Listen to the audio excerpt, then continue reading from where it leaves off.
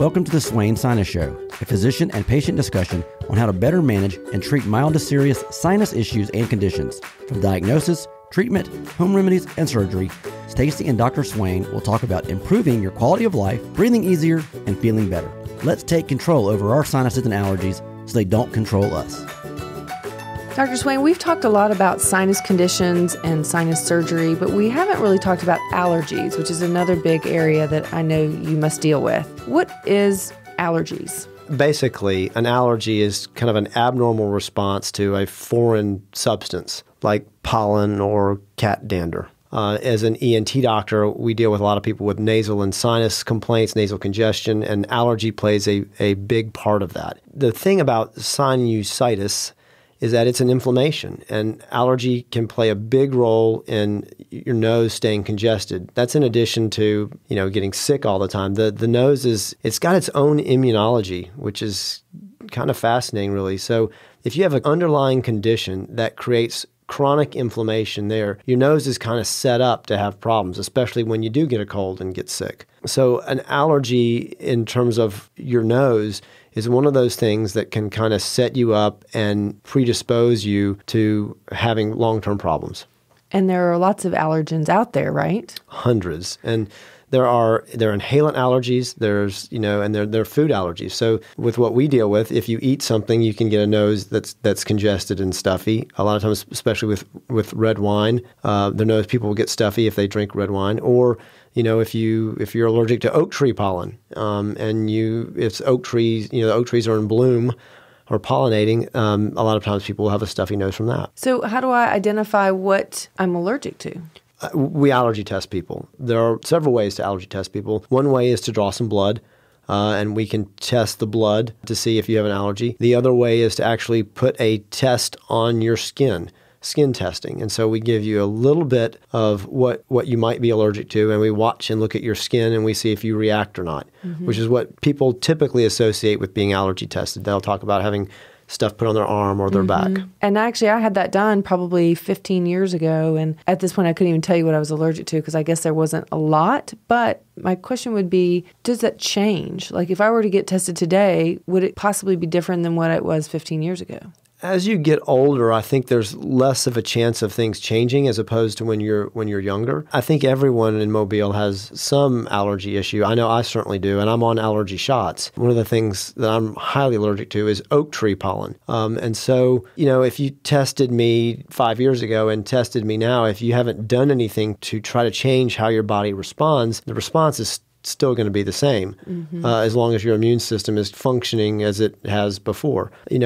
We talked a lot about how you treat allergies, and that can be complicated. There's some over-the-counter medicine that a lot of people use, and then they're talking about allergy shots, of course. So for someone suffering what we might call a seasonal allergy, there's a plant here in Mobile, Alabama that affects me every spring, and I can see it start to bloom, and so I tend to just take something over the counter for the 2 or 3 weeks that it blooms. But if there were something like a grass that's maybe year-round that's more going to affect me, I might choose to do the allergy shots. Would that be correct? Yes. You can treat even the seasonal allergy with allergy shots depending on what your symptoms are. Certainly an over-the-counter antihistamine, Claritin, Clarinex, Zyrtec, Benadryl are things that people commonly use. Nasal steroid sprays work really well too. I know a lot of people who use Flonase. There's Nasonex and Nasacort, just to name a few. There are other medicines, something called Singulair, which is a leukotriene inhibitor, which is another oral medication that people can use. Nasal saline spray, we've talked about that a whole lot,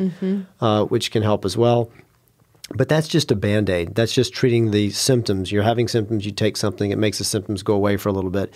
It's not trying to cure the underlying problem. The idea behind immunotherapy or allergy shots is to give you a little bit of what you're allergic to over a long enough period of time. It kind of changes the way your body responds. And incidentally, one of the other things that is now being talked about is something called slit therapy or sublingual immunotherapy. And the idea behind that is we're not giving you a shot anymore. We're putting some things underneath your tongue. And it kind of accomplishes the same thing. It gives you a little bit of what you're allergic to try to desensitize you from reacting in the same way. I like the idea of that because I'm not a big fan of needles. Right.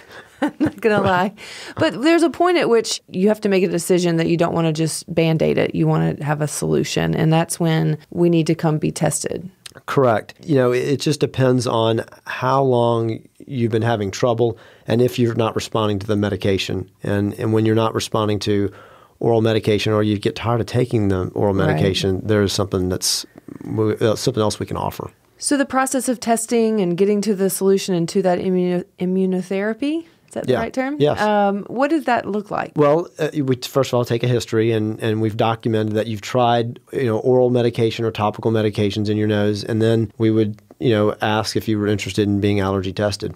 So how long does the actual allergy test take? It depends. Obviously, if you're having your blood drawn, that doesn't take very long at all. Right. The skin testing can take a little longer because it depends on how many things we put on your skin, but most of that can be done within an hour. I mean, you're getting immediate feedback from the skin test, so you have a general idea quickly? That's the amazing thing. People, especially when you do the skin testing, they can actually look down and go, wow, that really did react. I really am allergic to grasses or molds or dust mites. As a patient, is great to see yourself because then you can really, it's real. It gives them some validation. Yeah. They're not imagining this. They really do have something that they are reacting to. And a lot of times they're even, excited that, hey, look, I think I found an answer to why I'm having all this trouble. I was just thinking that exact thing is when you have struggled for so long with these symptoms, to get an answer is such a relief. Right. And again, that's something it's a non-surgical approach to having a nasal problem. Mm-hmm. There are things we do sometimes to help people breathe better through their nose, but an allergy test and treatment for people's allergies is certainly a way to help them breathe better.